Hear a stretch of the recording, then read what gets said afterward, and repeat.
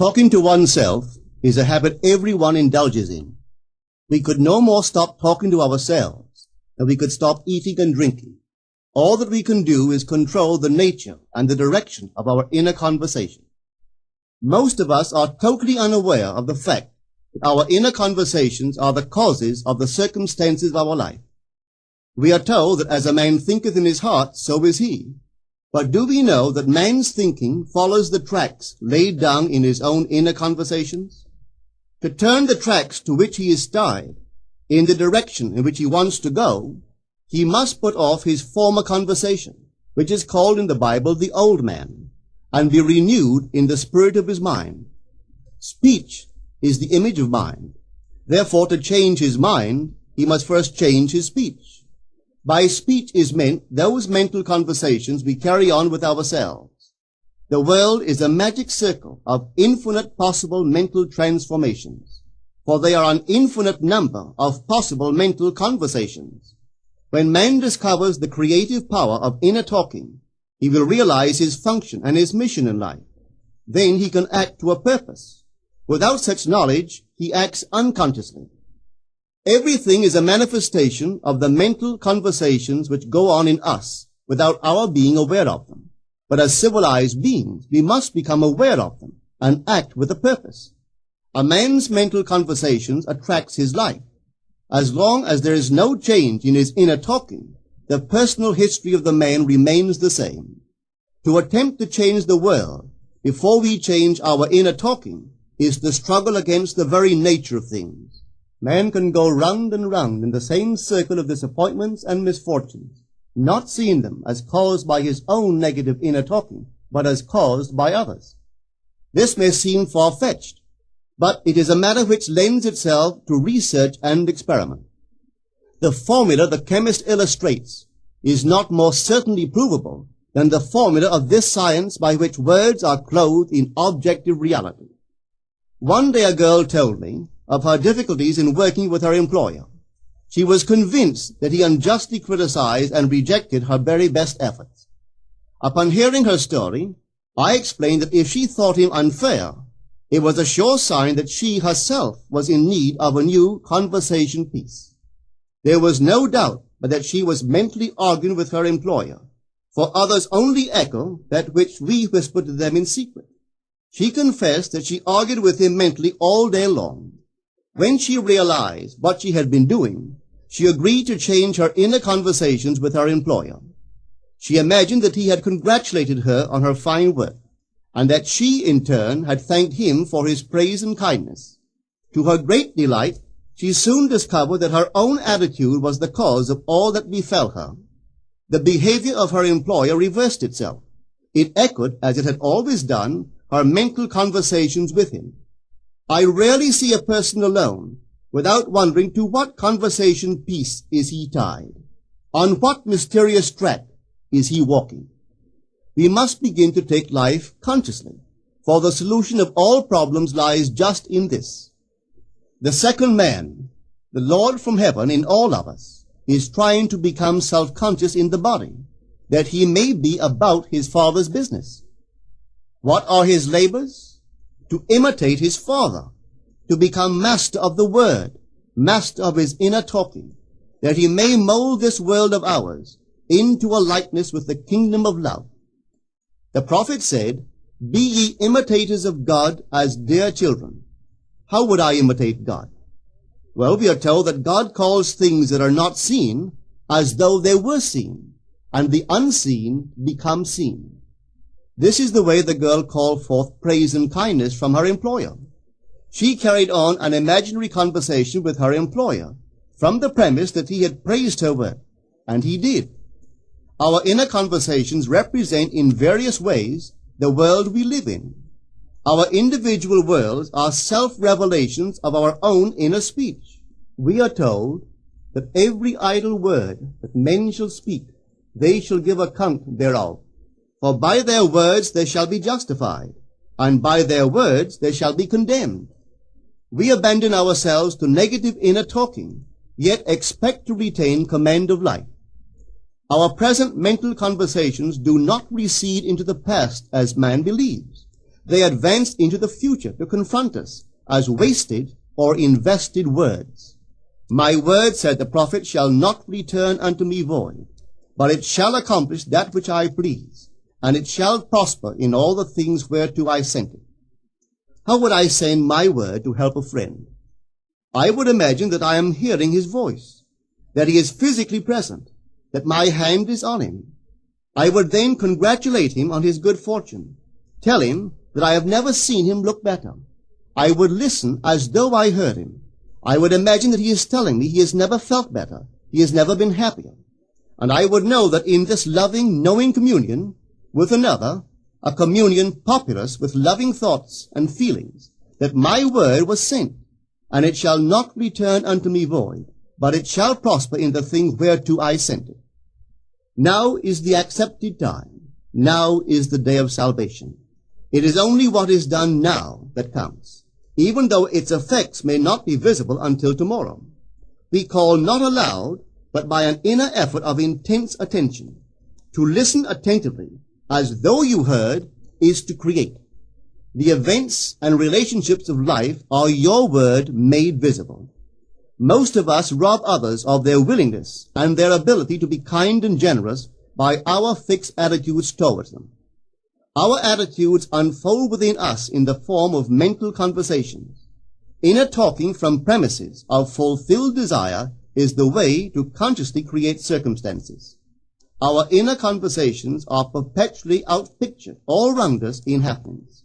Therefore, what we desire to see and hear without, we must see and hear within, for the whole manifested world goes to show us what use we have made of the word.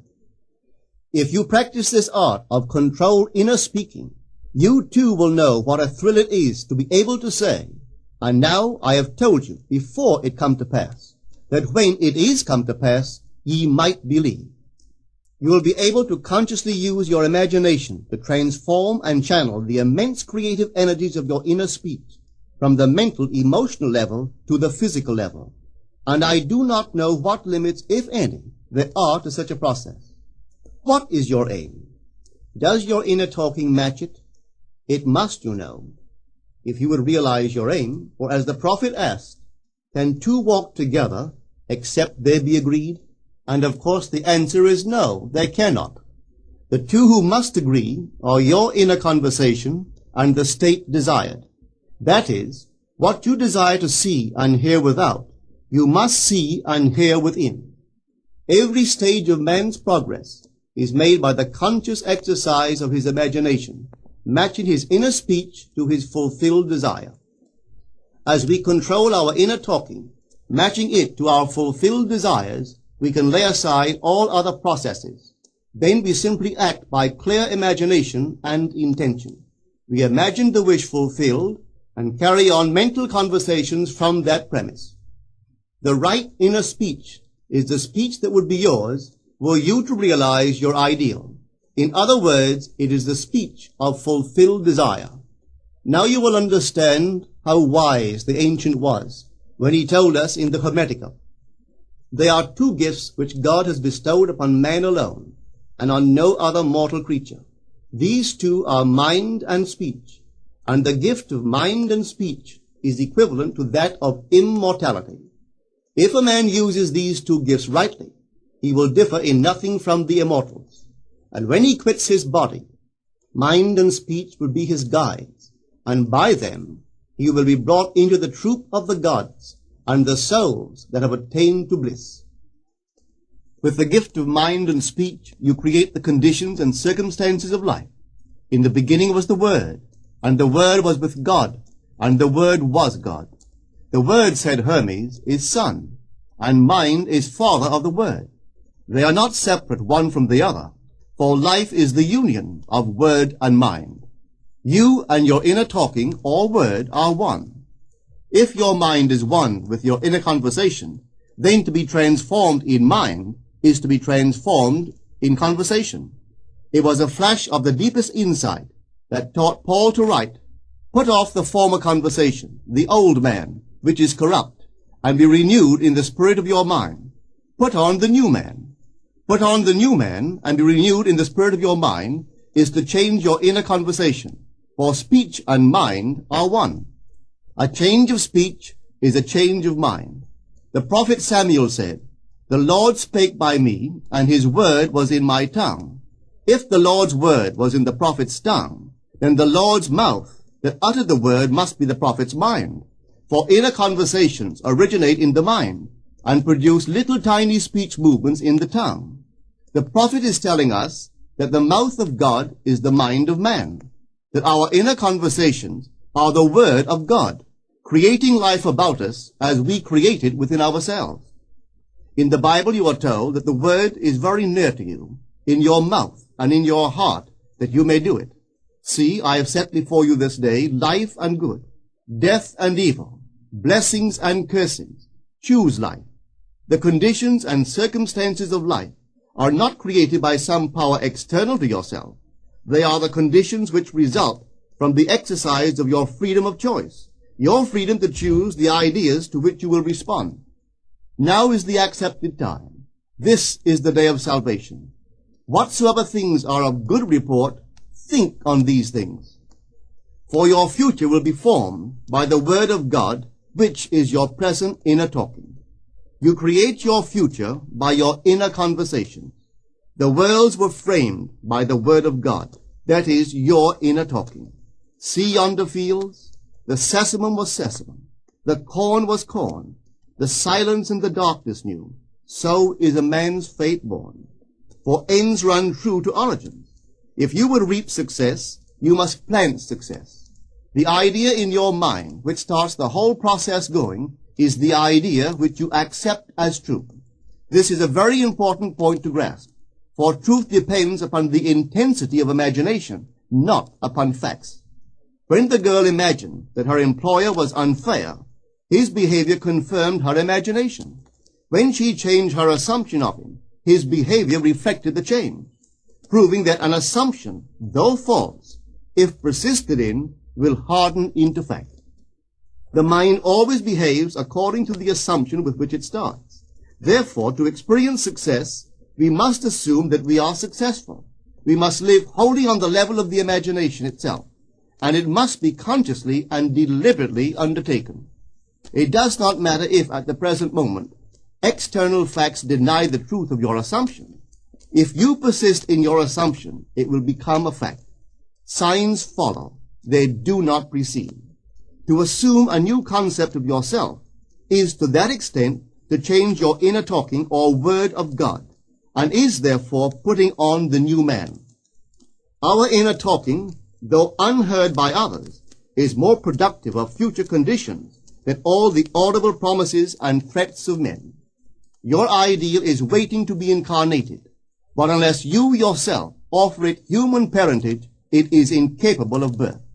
You must define the person you wish to be, and then assume the feeling of your wish fulfilled, in faith that that assumption will find expression through you. The true test of religion is in its use, but men have made it a thing to defend. It is to you that the words are spoken. Blessed is she that believed, for there shall be an accomplishment of those things which are spoken unto her from the Lord. Test it, try it. Conceive yourself to be one that you want to be, and remain faithful to that conception. For life here is only a training ground for image making. Try it and see if life will not shape itself on the model of your imagination. Everything in the world bears witness of the use or misuse of man's inner talking. Negative inner talking, particularly evil and envious inner talking, are the breeding ground of the future battlefields and penitentiaries of the world. Through habit, man has developed a secret affection for these negative inner conversations. Through them he justifies failure, criticizes his neighbors, gloats over the distress of others, and in general pours out his venom on all. Such misuse of the word perpetuates the violence of the world. The transformation of self requires that we meditate on a given phrase, a phrase which implies that our ideal is realized, and inwardly affirm it over and over and over again until we are inwardly affected by its implication, until we are possessed by it. Hold fast to your noble inner convictions or conversations. Nothing can take them from you but yourself. Nothing can stop them from becoming objective facts. All things are generated out of your imagination by the Word of God, which is your own inner conversation. And every imagination reaps its own words, which it has inwardly spoken. The great secret of success is a controlled inner conversation from premises of fulfilled desire. The only price you pay for success is the giving up of your former conversation, which belongs to the old man, the unsuccessful man. The time is ripe for many of us to take conscious charge in creating heaven on earth, to consciously and voluntarily use our imagination to inwardly hear and say only that which is in harmony with our ideal is actively bringing heaven to earth. Every time we exercise our imagination lovingly on behalf of another, we are literally mediating God to that one. Always use your imagination masterfully, as a participant, not an onlooker. In using your imagination to transform energy from the mental, emotional level to the physical level, extend your senses. Look and imagine that you are seeing what you want to see, that you are hearing what you want to hear, and touching what you want to touch. Become intensely aware of doing so. Give your imaginary state all the tones and feeling of reality. Keep on doing so until you arouse within yourself the mood of accomplishment and the feeling of relief. This is the active, voluntary use of the imagination, as distinguished from the passive, involuntary acceptance of appearances. It is by this active, voluntary use of the imagination that the second man, the Lord from heaven, is awakened in man. Men call imagination a plaything, the dream faculty, but actually it is the very gateway of reality. Imagination is the way to the state desired. It is the truth of the state desired, and the life of that state desired. Could you realize this fully, then would you know that what you do in your imagination is the only important thing. Within the circle of our imagination, the whole drama of life is being enacted over and over again. Through the bold and active use of the imagination, we can stretch out our hand and touch a friend 10,000 miles away and bring health and wealth to the parched lips of his being. It is the way to everything in the world. How else could we function beyond our fleshly limitations? But imagination demands of us a fuller living of our dreams in the present. Through the portals of the present, the whole of time must pass. Imagine elsewhere as here, and then as now. Try it and see. You can always tell if you've succeeded in making the future dream a present fact by observing your inner talking. If you are inwardly saying what you would audibly say, were you physically present and physically moving about in that place, then you have succeeded. And you could prophesy from these inner conversations and from the moods which they awaken within you what your future will be. For one power alone makes a prophet, imagination, the divine vision. All that we meet is our word made visible, and what we do not now comprehend is related by affinity to the unrecognized forces of our own inner conversations and the moods which they arouse within us. If we do not like what is happening to us, it is a sure sign that we are in need of a change of mental diet. For man, we are told, lives not by bread alone, but by every word that proceeds from the mouth of God. And having discovered the mouth of God to be the mind of man, a mind which lives on words or inner talking, we should feed into our minds only loving, noble thoughts. For with words or inner talking, we build our world. Let love's lordly hand raise your hunger and thirst to all that is noble and of good report, and let your mind starve ere you raise your hand to a cup love did not fill, or a bowl love did not bless, that you may never again have to say, "What have I said? What have I done?" O all-powerful human word.